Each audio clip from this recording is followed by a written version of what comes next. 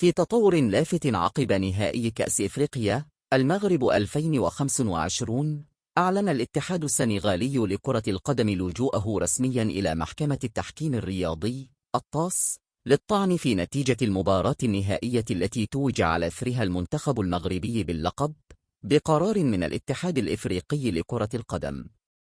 وأكد موسى مباي عضو المكتب التنفيذي للاتحاد السنغالي أن الطعن تم إيداعه يوم الثلاثاء في خطوة تهدف إلى إلغاء القرار الصادر عن الكاف وفتح الباب أمام إعادة النظر في مخرجات النهائي.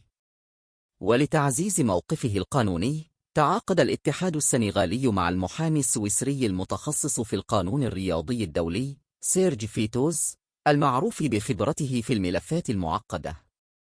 ويعد فيتوز من أبرز الأسماء في هذا المجال، حيث سبق له أن نجح في كسب قضية إعادة مباراة جنوب إفريقيا والسنغال التي أعيدت بقرار رسمي من الهيئات المختصة.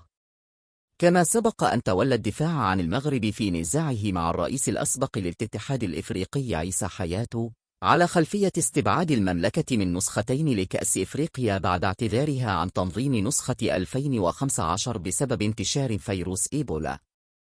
في المقابل، أثارت هذه الخطوة جدلا واسعا في الأوساط الإعلامية، خاصة بعد تصريحات الصحفي الغاني فيليب سيستوفي الذي اعتبر أن العقوبات التي فرضها الكاف على المنتخب السنغالي كانت مخففة بشكل مبالغ فيه. وأوضح سيستوفي أن لوائح الاتحاد الإفريقي وتحديدا المادة 11 كانت تقتضي إلغاء جميع نتائج المنتخب السنغالي في البطولة عقب واقعة الانسحاب من المباراة النهائية. واعتبر أن الترتيب المنطقي كان يجب أن يضع السنغال في المركز الأخير مع منح الوصافة لنيجيريا والمركز الثالث لمصر خلف المنتخب المغربي المتوج باللقب.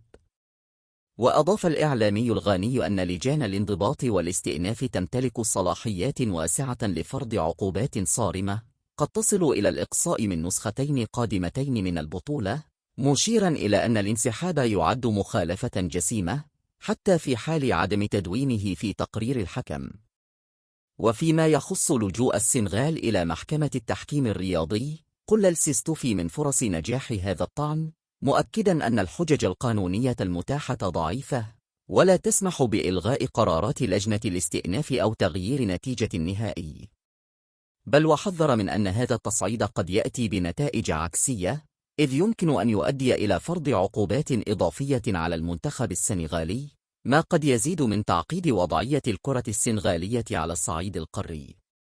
وبين الطعن القانوني والجدل الإعلامي، يبقى ملف نهائي كان مفتوحا على جميع الاحتمالات في انتظار ما ستسفر عنه مداولات محكمة التحكيم الرياضي خلال الفترة المقبلة.